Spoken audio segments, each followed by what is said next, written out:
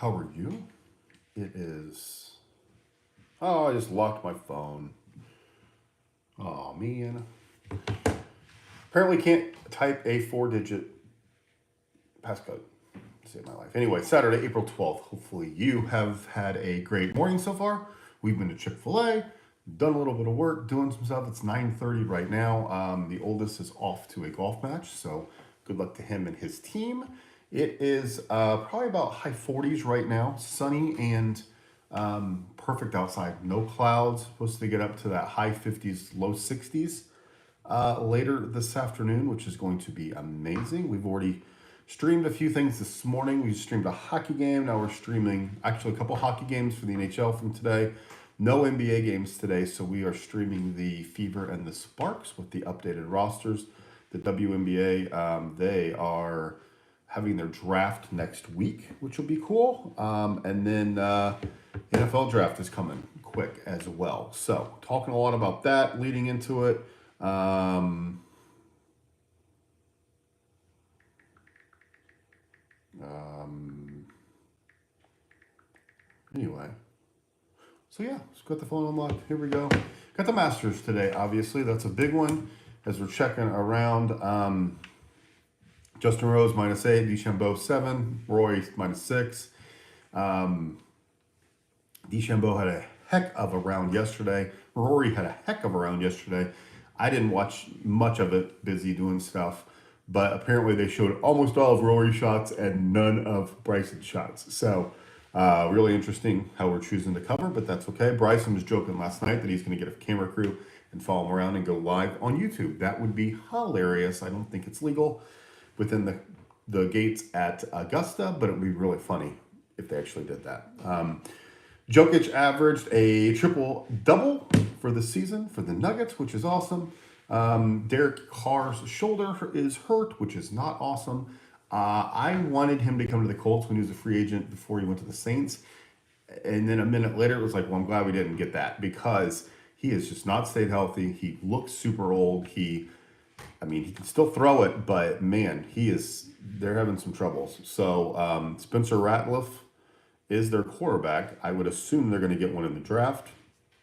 All these draft rumors and all these draft ideas and stuff are absolutely all over the place, so you can believe whoever you want, but the Saints have got to do something. They just seem so irrelevant, and they just seem like they're just kind of cruising around, and now with Carr hurt, they are in big-time danger of already having a terrible season before it gets started. The Bucks are right there. The Falcons appear to be much better with Penix. It seems like their coaching staff knows what to do, so we'll see with that, using all their playmakers. And then the Panthers were not bad at the end of the year. They're still not great, but they were better at the end of the year. So the Saints realistically could finish fourth just kind of right off the gate, just starting terrible. So we'll see what happens with that. Luka and the Lakers are the 3 seed. I saw the dumbest take earlier. Jason Kidd basically said that people are comparing the Luka trade to the Babe Ruth trade, and he thought that was pretty cool. He's like, that's neat. The sportscaster, somebody that was talking about that was like, yeah, that's not cool at all because the curse of the Bambino kind of screwed the Red Sox for like 80 years. So are the Mavericks screwed the curse of Luka for like 80 years? Did Jason Kidd think that's funny? It's kind of stupid. Somebody just commented that they don't think the Bears will win the Super Bowl. I agree. I don't think the Bears are going to be any good at all. I do not trust Caleb Williams. I don't think that they are going to do anything. That division is really, really hard. I know Minnesota is turning over the keys to J.J. McCarthy, so we'll see how he is, but he was really good at Michigan. They've got a really, really good team. The Lions are the Lions, the brand new Lions. They're really solid, and then the Packers are right there too. I picked them to go to the Super Bowl last year, actually. I thought Jordan Love would be crazy good, and injuries just kind of derailed their season. So we'll see what happens with that. A lot, going on with the Masters. That's really kind of the focus of the weekend. Hockey's still going on. Obviously, WNBA draft is coming. That's coming Monday, so people are already starting to talk about that a little bit. But really, if you're really looking at it, the NBA's got all their playoffs set. Our Pacers will play the Bucks, which was a really, really emotional, physical series last year. Dame Leonard getting hurt actually didn't hurt the Bucks, but didn't help them.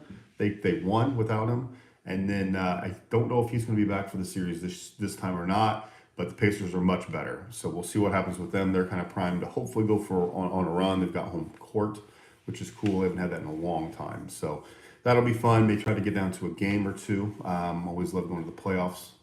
It's just a different atmosphere, obviously. We got MLB all day today, a bunch of games. My Reds are playing the Pirates, and if you're around, I think it's today, maybe tomorrow, but they're giving away a switch hitting Yellow De La Cruz bobblehead, which I think is pretty cool. I don't know how it'll look. I'm sure you can kind of move the bat or move Ellie to kind of bat from either side. So that's pretty cool. That's happening. The amazing stuff going on at the University of Tennessee. Their quarterback is literally sitting out for more money. It is just like the NFL. He apparently is scheduled to make about $2.5 million on NIL, and he is sitting out. And the rumor is that he wants about $4 million for NIL. So it is literally the same as a running back with a $2.5 million contract, saying, "I'm not playing until I get $4 million." That's in college sports. This is somebody that already signed an NIL deal, already ready to roll. Spring practice was starting, and he just basically said, "I'm not playing until I get a new deal." And who's in charge of this? Is it in charge of the university's fault, or the university's kind of is it on their responsibility to go find a deal for him, or is it his deal, his responsibility to find a new deal on his own? So who's reaching out to like the car dealerships? Who's reaching out to the pizza places? Is it the player and his agent, or is it the school? There's just so much craziness going on in college sports. We had the player, I think it was from Michigan. It was actually from Michigan. It was somebody's kid. Who was that?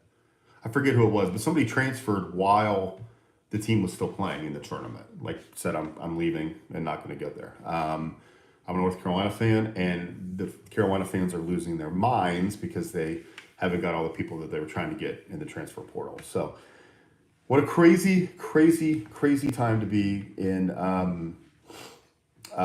college basketball, college football. It's just a weird time. There's a story that came out that the Nuggets president wanted to fire Malone and the GM earlier this season, but then they went on a winning streak. That kind of always happens. Dan Patrick was talking about that. They always want to, he always is saying people want to try to fire a little early just so that doesn't happen, because as you start winning, then you're kind of stuck. It's just insane that they did this 2 days before the playoffs. So we'll see what happens. It seems like that happens in hockey way more frequently than any other sport. They fire somebody about a week before and then see what happens. Joe Flacco. Joe Flacco. What's up, Ethan? How are you, man? Joe Flacco is back with the Browns. He was there a couple years ago, won Comeback Player of the Year. Played really, really well. Came here to the Colts, did not play well. Played okay, but not great at all.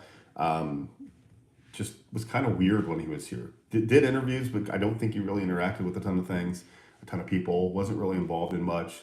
So we'll see. Thank you, Ethan. You're the best. Thanks for subbing. Appreciate it.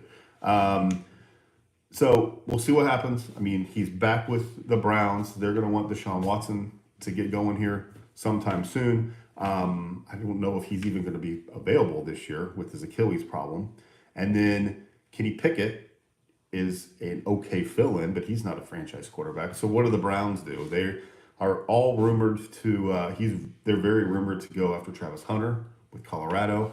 That would make sense because they need a lot. So what do? You get him, put him at cornerback, let him play a little offense, and just kind of learn. That's probably the best move. But then again, you have to have a quarterback, especially in that division. You can't compete with those three teams if you're just kind of messing around with Kenny Pickett as your quarterback. You just can't do it. So we'll see what happens there. But I think, like I mentioned earlier, the Saints are in trouble. I think the Browns are in trouble. I think my Colts are in trouble, to be honest. I don't trust Daniel Jones. I don't trust Anthony Richardson. I think if there's an open receiver 15 yards down the field, they will not hit them.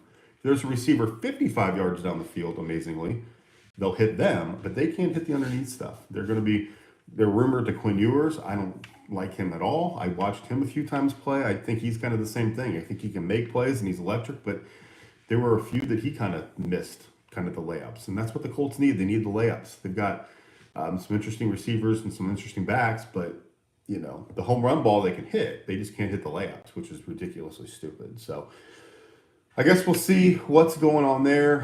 Phil Mickelson, Brooks Koepka both missed the cut at the Masters.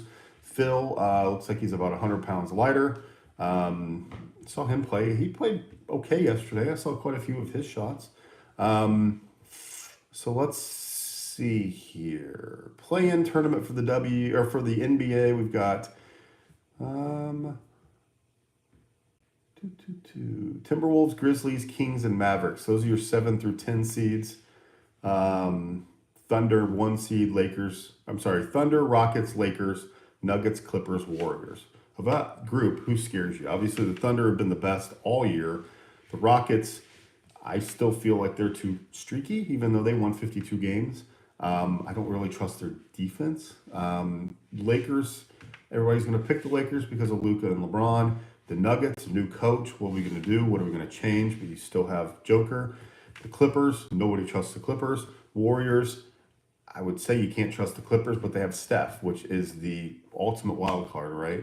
Timberwolves, way worse than they were last year, but they still have Ant, and who knows? They could get hot. Grizzlies with Jaw, and then Kings and Mavericks. Mavericks are an absolute mess. On the east side, we got Cavaliers, Celtics, Knicks, my Pacers, Bucks, Pistons, play-in tournament, Magic, Hawks, Bulls, and Heat. So of that group, who scares you? The Cavs, obviously, they've been the number 1 seed all year. Celtics are defending champs. They're awesome. They're going to be a tough out. The Knicks, they're the Knicks. They're tough. They fight, and they'll be there. My Pacers, I think they're getting better. They were a little streaky there for a while, but I think they're getting there. And then obviously you got Giannis with the Bucks, Pistons, everybody like that afterwards. So that's what's going on in the world of the NBA. Let's check in on the baseball games today. LA's won 10 straight games. Yamamoto pitched fantastic. Shocker. For a while, I had a baseball blog going more in the off season and kind of the first week or so of the season. And I was updating with stories and transactions and, different moves and stuff like that. Nobody went. I mean, I love baseball. It's fun to watch. But at the end of the day, man, that is a terrible sport for promotion. They stink at promoting their own game. I think last weekend I saw a message out there that said like the Rockies and a couple other teams had been mentioned on the MLB social channels like 3 times in 2 weeks, basically.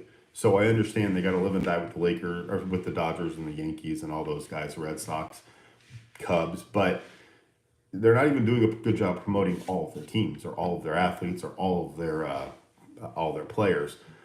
I'm sitting here in Indiana and I turned on the MLB network. There was the Arizona Diamondbacks versus the Phillies or somebody in the Northeast on the East Coast. And remember, Arizona, me, East Coast. The game was blacked out. It literally was blacked out. I could not watch Arizona versus Boston or Philly. It was the absolute dumbest weird thing in the history. I don't even understand. And if I want to watch an NFL game, all I have to do is pay for the package and I can watch all the games. If I want to watch an NBA game, same thing. WNBA game. Hockey. How can baseball not get this right? If I want to pay to watch every single Washington National game, why can't I pay to buy the package and get every game? Well, here in Indiana, you can pay and get the package, but you can't watch Tigers, White Sox, Cubs, Twins, Royals, Cardinals, Guardians, Reds. That's 8 teams out of 30 that they're basically saying you can't watch. So I have family that are huge Atlanta Braves fans, so they bought the package. Well, when Atlanta plays one of those 8 teams, they can't watch. It's the dumbest thing ever. Why are they preventing people from watching their product? Why are they preventing people from paying to watch a game? It just does not make sense to me at all. The NFL fixed this a long time ago. I think actually, I don't know if they were first with the package to buy all the games or the NBA, but somebody was first. And the model's there. Just let people pay and you get all the games. It is the dumbest thing ever. You're not going to stop people from going to a game because they can watch all 162 of them. We were looking at the Reds schedule, and today we can't go because there's golf for the older kid. Tomorrow, it'd be interesting, but it's Sunday and we'll see what's going on. But yeah, probably not. And for us, Cincinnati's an hour and a half away. It's a drive. But if I'm in Cincinnati and I'm a huge LA De La Cruz fan and I've got nothing going on today, I'm going to bob over to the ballpark, pay for a ticket, get my bobblehead, and watch a game. They're claiming that the attendance last year was up. They're claiming the attendance this year is up. But if you're watching games, there's a lot of people dressed as empty seats. So very, very interesting situation for baseball. That being said, after ripping them, there's a lot of great games today. Giants and Yankees, Phillies and Cardinals, Braves and Rays, which is, Rays are all over the place. Braves are even worse. The Pirates and my Reds, Brewers and D-backs is a good one. Rangers and Mariners, Cubs and the Dodgers, and then the Rockies and the Padres, as the Padres have got a humongously quick, fast start ahead of them. So anyway, that's going on, the Masters, stuff like that. So we're going to go check it out. Thanks for being here. Appreciate you. Have a great Saturday. Comment below what you are looking forward to today, what you're up to today. And we'll see. We'll see what happens with the Masters. Maybe see if Justin Rose can keep it up. Everybody's putting money on Rory, I saw. I think he is not the betting favorite, but I know that a lot of the odds have switched to him since he's there. I want to pick Bryson DeChambeau just because it's going to make the PGA Tour mad. I think it's funny. All those guys that took money at the Live Tour, are you really not going to take the money when it's that much? So it's just interesting when they come back to these tournaments, sort of how they get treated and stuff like that. But anyway, thanks for being here. Have a great Saturday. We'll talk to you later.